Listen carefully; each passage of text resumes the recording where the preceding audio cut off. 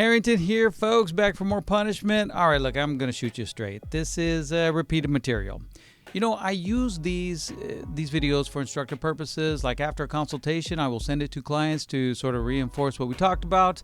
And I did that this week, or I wanted to do that this week, on an estate planning consultation. And I realized that I had to scroll all the way down to the death of Sinead O'Connor to find any published videos on that topic. Well, that's a bit long ago, so let's do this. Let me refresh you guys on that topic. Let's call this, estate planning 2.0.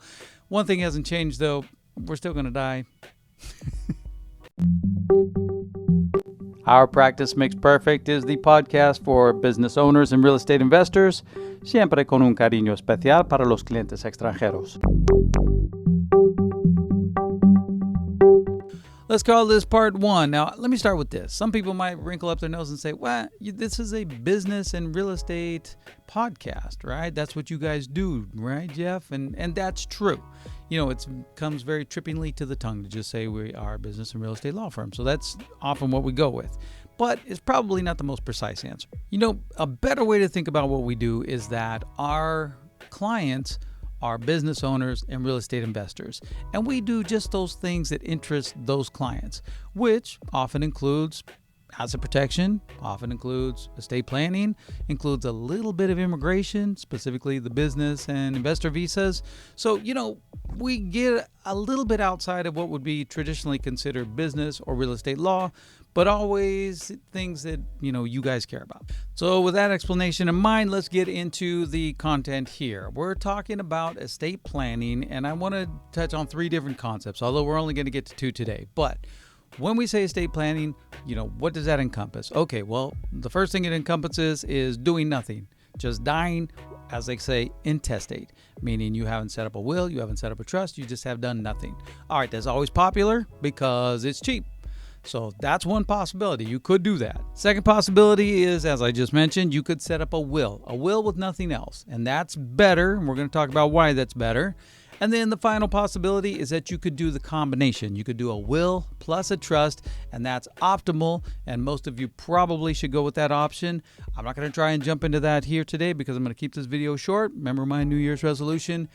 So we're just going to cover doing nothing and having just a will, and then we'll save the will trust combination for next week.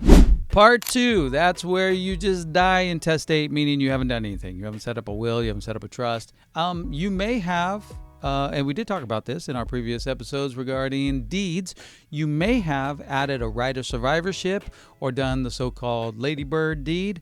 Recall that from our previous episode. But so that's not nothing. However, you're still considered to have died intestate if you don't have a will. What are the implications to dying without a will? It just means that everything's going to have to go through the courts, probably, unless your estate is quite small, below $75,000, including the real estate that you own, other than your homestead. But, you know, if your estate is very small, maybe there's no need for any kind of a probate action. Maybe your family can just divide up your belongings and that'd be the end of it. And there may be times when that's perfectly appropriate. You know, I'm not saying that everybody has to have a will, but most of you watching, I mean, almost all of you watching, you really should at least have a will. So to finish my thought, what will happen then is that your heirs will have to initiate a probate action, and, you know, everything will go in front of a judge. The judge will look at the statutes and determine based on the statutes who's going to get what. And, you know, that the judge will enter an order, and that will be the end of that. Okay, now I make it sound very simple, but in fact, it's not. It's to be avoided if you can, because, well, one, it's expensive, you know, to initiate a probate action. And two, there could be fights, and then it's going to get really expensive and really prolonged if you have to go through probate. And then three, bear in mind that you have absolutely no control. You have no say over who gets what or under what circumstances, because the judge is simply going to look at the statutes and make the decision based on what the statutes say. You really get no say in the matter. I mean, you're gone, but you'll have no control over your own estate. You know, I should add that I realize that is the case in many countries. You know, in Spain, most European countries, most South American countries that I'm aware of.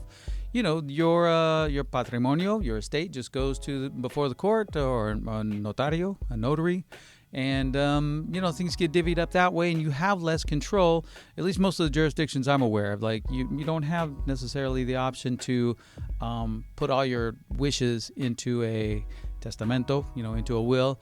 And in many cases, you're not even able to do a trust because the statutes are going to control, and the judge is just going to ignore whatever you put in those documents.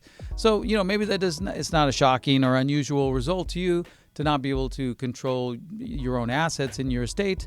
But here in the United States, take advantage of the fact that you do have a great deal of control should you choose to exercise it. So that brings us to part 3. That's as far as I'm going to go today. So we're talking about having some control over your own estate. Before you're gone, while you're still around to make those decisions, you can put those decisions into a will. So let's talk about what's contained in a will. All right, if you don't have a trust, then your will is going to contain a financial component. So you're going to talk about your belongings and your real estate and whatever assets you have.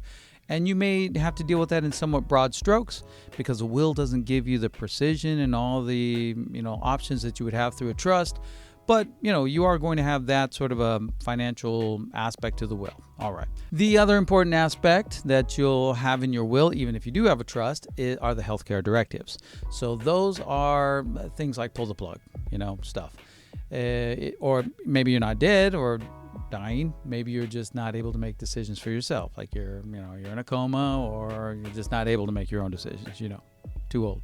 In that event, your healthcare provider and your family can look at the will, and they can find out who's the person you have designated to be your personal representative or to be your healthcare agent, surrogate. There are different terms from different states, but you know what I mean. The person or persons, you could have more than one person, that you have designated to make those decisions for you when you can't make them for yourself.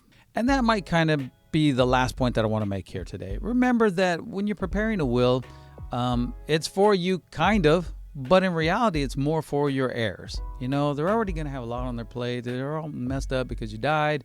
It's a lot to deal with, emotionally, financially, and all that. And the same thing if you're just in bad condition, if you're in the hospital and they don't know what your wishes are as to whether you want to stick or pull the plug, whether you want to be kept alive artificially, you know what I mean? You can help them out a lot. They will really appreciate it if you give them some guidance. Let them know what it is you would like them to do. That will take a lot of pressure off of them and make, the best of a bad situation. Oh, one last thing. Let me not forget. You're still going to have to go through probate, or I shouldn't say your heirs are going to have to go through a probate. But at least now the judge has your will that explains your wishes, and the judge will do the best he or she can to respect your wishes. So it's not like you have zero control now over your estate. Instead of just looking at the statutes and going by what the statutes say, or as the judge interprets the statutes, now the judge has your will and will do the best that he or she can to respect your wishes. All right, that is as far as we're going to go today. I'm saving the best for last, which is the combination of the will and the trust. That's very powerful. It has many advantages to it. And I want to spend a little more time on that combination because for most of you watching this video, that's going to be your best bet. Every one of you should have that. I'll just give you a little, precursor, which is that you can avoid probate altogether. So just with that little tickler, recuerda que hablamos español, and I will see you guys. Well, first of all, tickle the, likes and comments and things like that, and I will see you guys next week.